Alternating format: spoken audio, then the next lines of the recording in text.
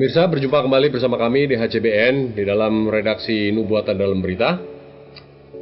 Kami berharap apa yang akan membawakan dalam bentuk reportase kali ini dapat menjadi manfaat bagi kita semua. Saya yakin topik kita hari ini yang membahas mengenai aspartam. Ya, kembali ribut-ribut lagi mengenai aspartam ini, kita kembali mendengar di telinga kita, baik juga di SMS dan juga di email dan sebagainya. Kesempatan kali ini kita ingin mencoba membuka apakah kaitan ini dengan nubuatan atau Alkitab. Dalam 2 Timotius 3 ayat 2 berbunyi, manusia akan mencintai dirinya sendiri dan menjadi hamba uang. Nah, ini Rasul Paulus mengatakan keadaan manusia pada akhir zaman. Ketahuilah bahwa pada hari-hari terakhir akan datang masa yang sukar.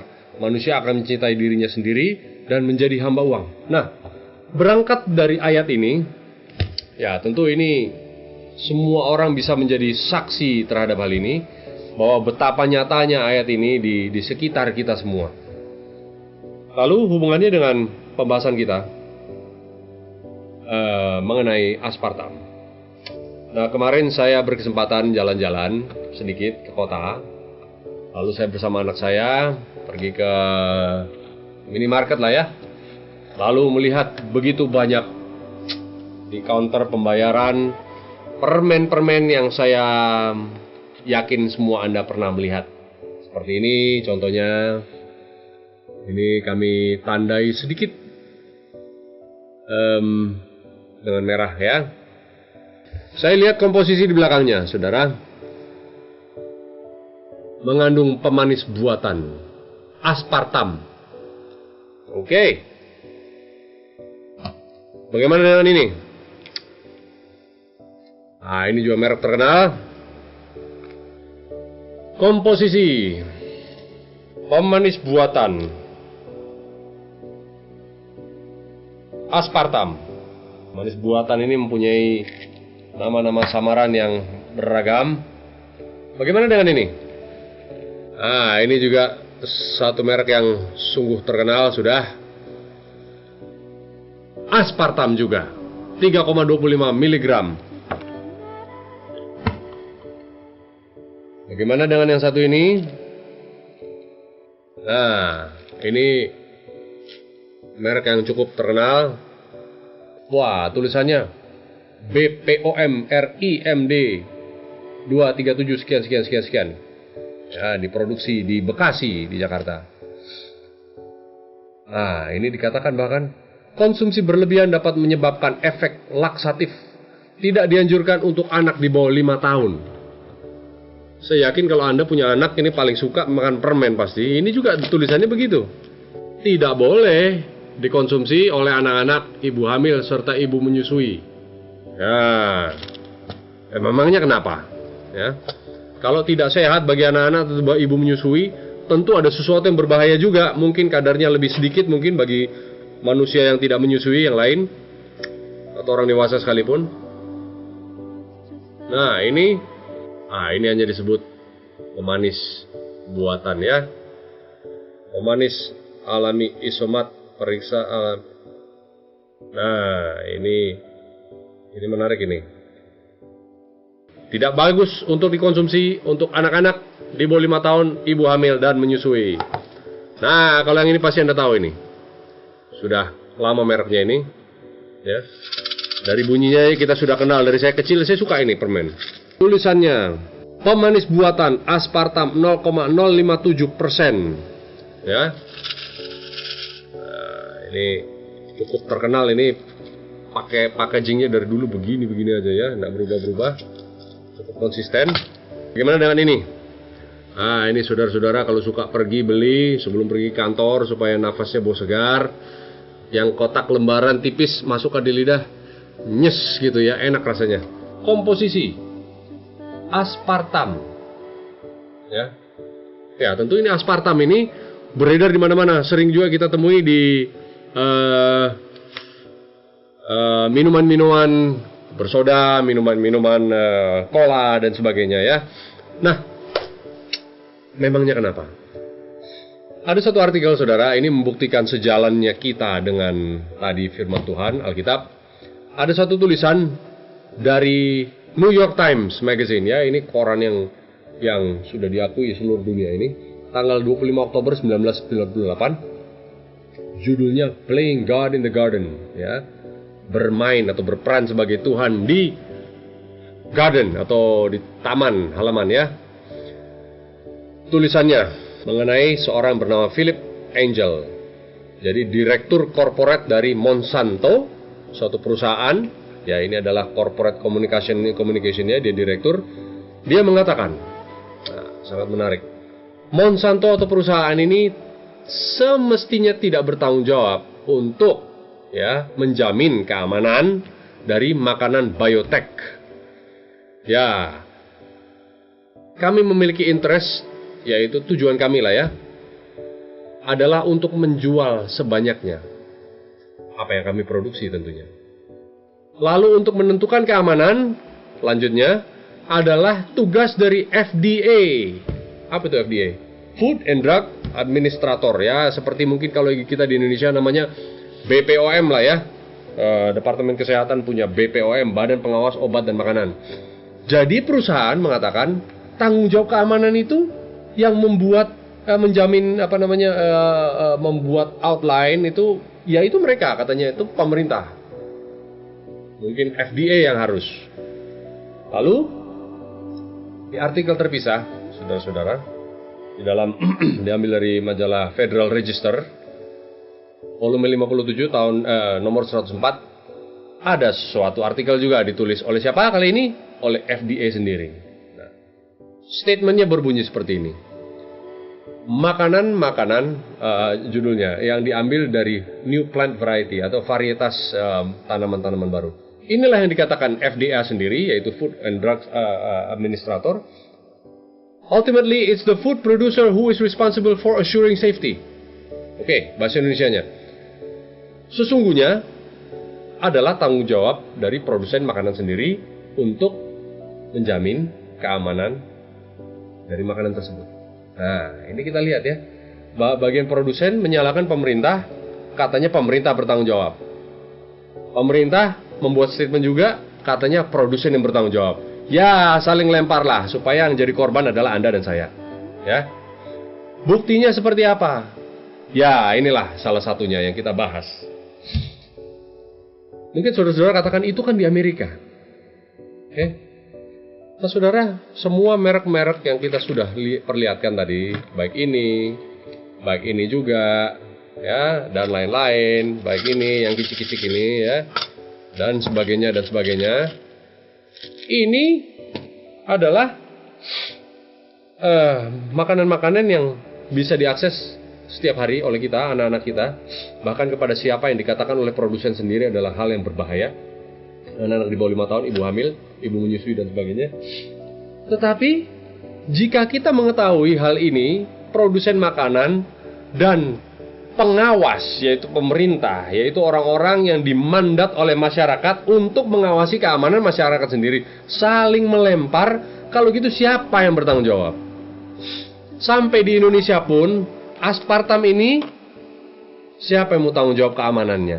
Ya, saya rasa ini juga akan terjadi juga di Indonesia juga. Produsen makanan melimpahkan ini kepada pemerintah untuk mengajukan, karena produsen tugasnya ya menjual sebanyak-banyaknya. Lalu pemerintah mengatakan, lah ya ini tanggung jawabnya produsen untuk membuat keamanan dan sebagainya, untuk riset dan sebagainya.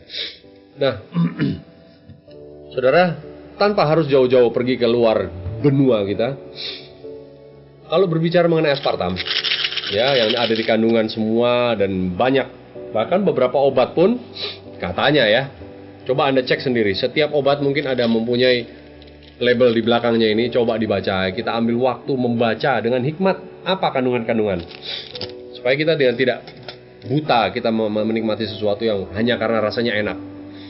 Nah, pemerintah juga mengeluarkan satu statement yang saya rasa ini agak lucu ya. Nah, ini dia websitenya, kita bisa lihat di websitenya Badan POM, Badan Pengawas Obat dan Makanan, milik pemerintah kita. yang seharusnya menjaga keamanan masyarakat karena mereka digaji oleh masyarakat ya. Tulisannya, klarifikasi Badan Pengawasan Obat dan Makanan Republik Indonesia tentang bantahan atas berita terkait dengan keamanan aspartam. Judul, itu judulnya. Sehubungan dengan beredarnya kembali pesan melalui email, SMS, BBM, dan media sosial lainnya. Nah, ini kembali dikeluarkan awal tahun ini, saudara. BPOM memandang perlu memberi penjelasan sebagai berikut.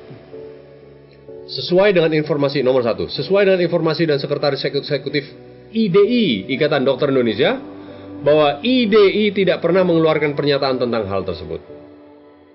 Berdasarkan Kodeks Standar nomor 192/1995 tahun 2009, aspartam dikategorikan aman, katanya Badan POM ya. Nah, ini mengacu kepada suatu press release juga yang dikeluarkan tahun 2010. Press release Badan Pengawasan Obat dan Makanan Republik Indonesia tentang bantahan terkait keamanan aspartam. Ini sama, ini dikeluarkan tahun 2010, keluar lagi 2014, menyatakan hal yang sama. Aspartam itu aman loh saudara-saudara, katanya BPOM. Lah, kajian BPOM sendiri atau badan resmi milik Indonesia yang mengawasi kesehatan Anda dan saya mengatakan aman. Dasarnya itu apa? Kalau kita lihat di poin 2, aspartam dikategorikan aman berdasarkan keputusan Kodeks Stan 192-1995 Rev 10 tahun 2009 milik Codex Alimentarius Commission.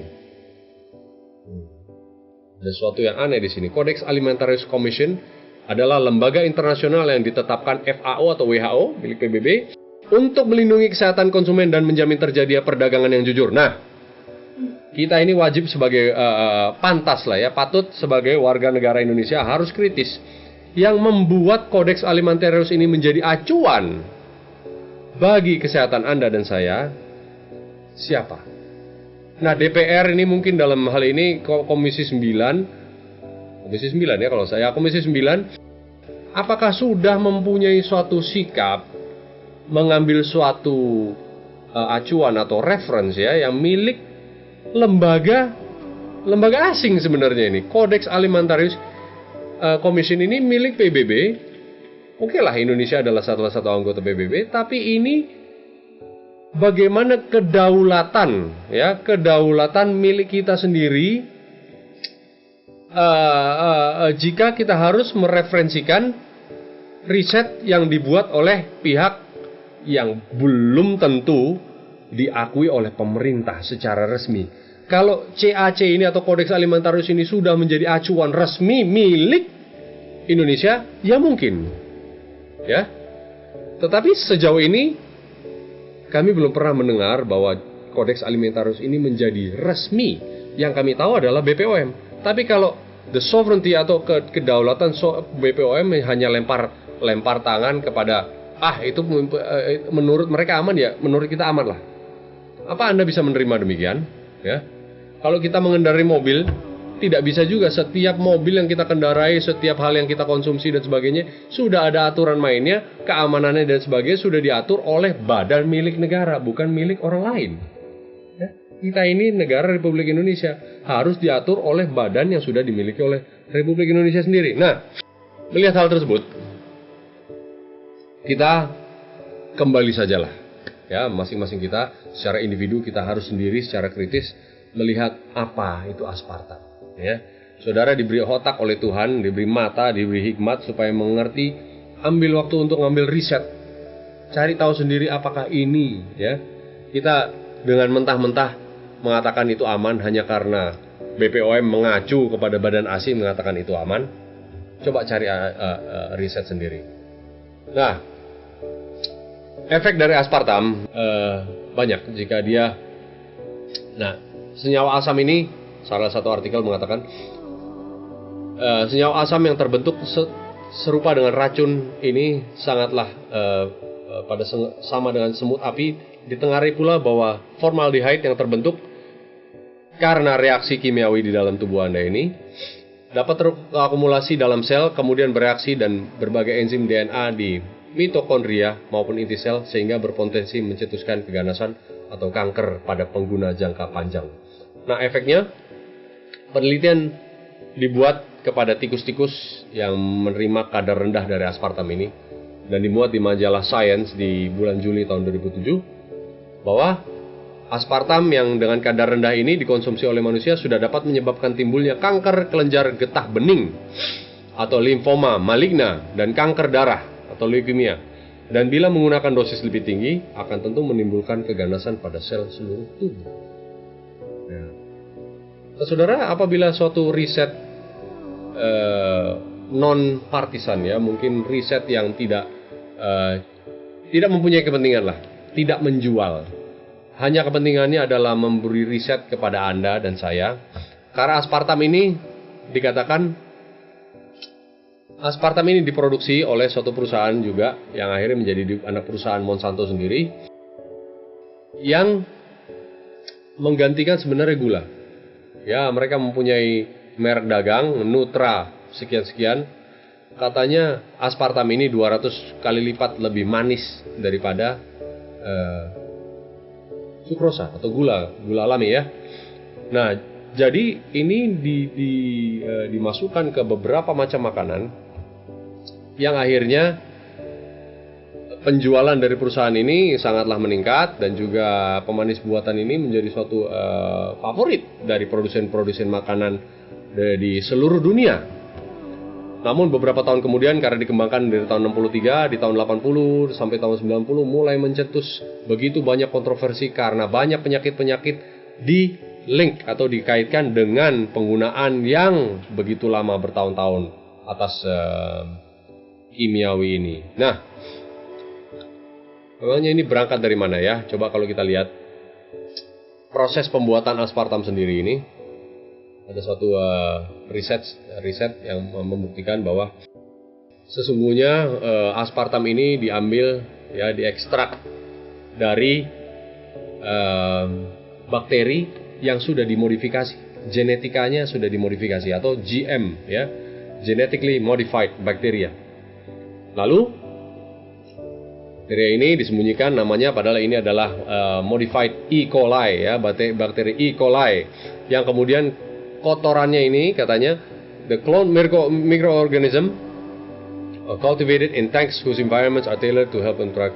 Jadi bakteri E. coli ini dikumpulkan dan dikultur dan dikembangbiakan, kemudian bakteri ini mempunyai produk buangan atau kotoran dari bakteri tersebut mengandung aspartic acid fenilalanin ya, amino asid yang kemudian inilah diambil menjadi bahan dasar aspartam tersebut.